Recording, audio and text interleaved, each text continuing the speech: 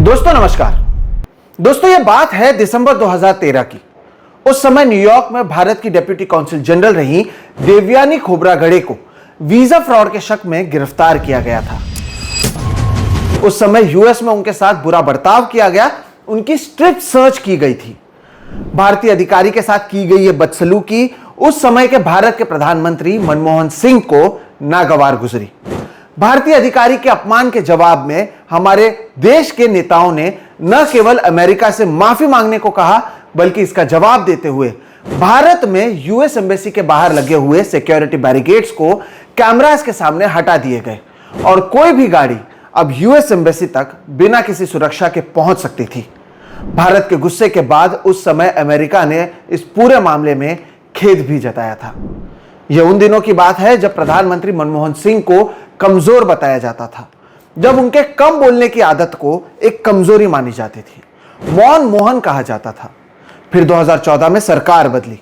केंद्र में आए भाषण के लिए मशहूर नरेंद्र मोदी, जो विपक्ष में रहते हुए डॉलर के मुकाबले रुपए की गिरती कीमत से लेकर महंगे गैस और पेट्रोल की कीमतों पर बतौर गुजरात के मुख्यमंत्री हर रोज बयान देते थे। पीएम बनने के बाद दुनिया भर में उनके दोस्त बने। बराक ओबामा से तो वो तू तड़ाक में बातें करते थे, ऐसा वो दावा करते हैं। लेकिन इसी साल 2025 में पहले जब भारतीय नागरिकों को अपने ही देश में हाथों में हथकड़ी और पैरों में बेड़ियां बांधकर अमेरिकी सैन्य जहाज से वापस लाया गया, तब मोदी जी शायद मौन व्रत में चले गए। और ऐसा लगता है कि यह मौन व्रत अब भी जारी है, क्योंकि डोनाल्ड ट्रंप की ओर से भारत पर 26% रेसिप्रोकल टैरिफ लगाए जाने के बावजूद भाषणों के लिए मशहूर हमारे प्रधानमंत्री और उनके नेतागण चुप हैं, मानो मौन व्रत जारी है। नमस्कार दोस्तों, मेरा नाम है सोहित मिश्रा और आप सभी का एक नए एपिसोड में बहुत बहुत स्वागत है।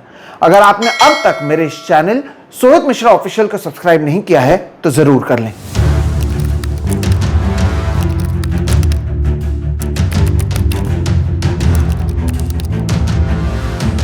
दोस्तों, सोमवार को शेयर बाजार की परिस्थिति को देख हमें यह अंदाजा लग जाता है कि भारतीय निवेशक भारत पर डोनाल्ड ट्रंप की ओर से लगाए गए टैरिफ को लेकर घबराए हुए हैं।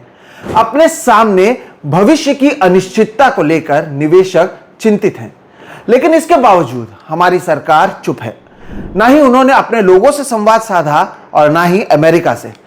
2024 लोकसभा चुनावों से पहले जो पापा दूसरे देशों में वॉर रुकवाया करते थे, वो अपने देश पर लगाए जा रहे टैरिफ पर कुछ भी नहीं कह रहे हैं। डोनाल्ड ट्रंप ने 2 अप्रैल को दुनिया के कई देशों पर टैरिफ लगाने का ऐलान किया। भारत पर 26% टैरिफ लगाने का ऐलान उन्होंने उसी समय किया। इसका मतलब यह है कि भारत से अमेरिका भेजे जाने वाले सामानों पर अब 26% का कर लगेगा, जिसके कारण हमारे सामान जो यहां से वहां जाते हैं वो और महंगे होंगे, जिसके कारण उनकी बिक्री वहां पर कम होगी। कम बिक्री यानी कम फायदा, यानी कॉस्ट कटिंग, यानी यहां पर लोगों को काम से निकाला जाएगा, देश में बेरोजगारी बढ़ेगी, देश के करेंसी पर भी इसका असर पड़ेगा। जानकारों के अनुसार जिन क्षेत्रों पर इसका सबसे ज्यादा असर पड़ेगा उसमें टेक्सटाइल, फार्मास्यूटिकल्स, एग्रीकल्चर, ऑटोमोबाइल जैसे क्षेत्र शामिल हैं। लेकिन जिस तरह की चुप्पी हमारे प्रधानमंत्री ने चीनी सैनिकों के हमारे देश में बढ़ते कदम पर साध ली थी, ठीक उसी तरह की चुप्पी उन्होंने इस रेसिप्रोकल टैरिफ पर भी साध ली है। दुनिया की अगर बात करें तो Canada, Britain, France, Germany, Japan, Singapore, China, Mexico जैसे तमाम देशों ने डोनाल्ड ट्रंप के इस फैसले का विरोध किया और अपने देशवासियों के सामने अपनी बात को उन्होंने रखा। यहां तक कि अमेरिकी नागरिक भी अपने ही राष्ट्रपति के इस फैसले के खिलाफ बड़ी मात्रा में अमेरिका के ही सड़कों पर प्रदर्शन करते दिखाई दे रहे हैं। लेकिन भारतीय प्रधानमंत्री के यूएस दौरे के बावजूद भी अगर भारत पर टैरिफ लगाए जाते हैं और इसका असर हमारे बाजारों पर साफ देखने मिलता है, तो दर्शकों आप ही बताइए, हमें इसे क्या समझना चाहिए? क्या इसे प्रधानमंत्री मोदी का फेलियर ऑफ नेगोशिएशन नहीं माना जाना चाहिए, या फिर प्रधानमंत्री मोदी के माई बाप दोस्त को लेकर अमेरिका में जो मामले चल रहे हैं उसी के कारण यह चुप्पी साधी गई है? क्या हमारे नेताओं के पास अब वो रीढ़ की हड्डी नहीं बची है? शुरुआत में ही मैंने आपको बताया कि कैसे एक अधिकारी के लिए हमारा देश खड़ा हो गया था। अब तो पूरे के पूरे बाजार पर इसका असर चल रहा है, लेकिन प्रधानमंत्री की ओर से कोई बयान सामने नहीं आता है।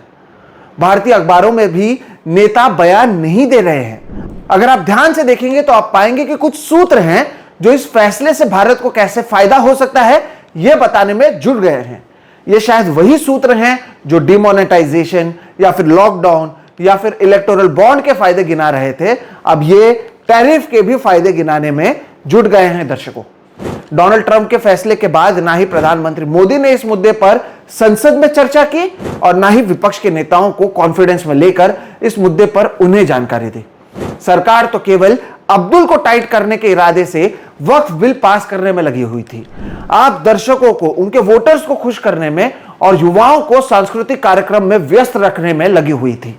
इस सब के बीच इस टैरिफ को लेकर ना ही कोई चर्चा हुई और ना ही शायद इसे लेकर भारत कोई कड़ा कदम उठाएगा। अब शायद फिर से गोदी मीडिया को एक नया मुद्दा सौंपा जाएगा या फिर औरंगजेब, कुणाल कामरा जैसे मुद्दे फिर से बड़े हो जाएंगे। लेकिन अब ऐसा लगता है कि हमारे देश के नेता जितनी ताकत एक कॉमेडियन को लेकर दिखाते हैं, उतनी ताकत ये अपनी इकोनॉमी को बचाने के लिए नहीं दिखाते हैं। भारतीय अर्थव्यवस्था की बुरी परिस्थिति के लिए पीयूष गोयल अपने नागरिकों को जिम्मेदार ठहराते हैं, भारतीय स्टार्टअप पर सवाल उठाते हैं, लेकिन अपनी सरकार की नीतियों पर चुप्पी साधते हैं। आपसे ताली बजाओ थाली बजाओ कहने के बाद अब आपसे कहा जा रहा है कि आपकी गलती है अगर इस देश में अच्छे स्टार्टअप नहीं आ रहे हैं और आप इस सभी बातों को चुपचाप अच्छे से सुन भी रहे हैं। लेकिन इन्हीं की ओर से जारी किए गए startup India, skill India, smart city जैसे तमाम जो नीतियां थी उस पर कोई चर्चा कहीं पर भी नजर नहीं आती है। दर्शकों, अब आप कहेंगे कि अरे ऐसे कैसे एक दिन में जाकर हम अमेरिका से लड़ लें, तो मैं आपको बताता हूं कि दुनिया में क्या कुछ हो रहा है।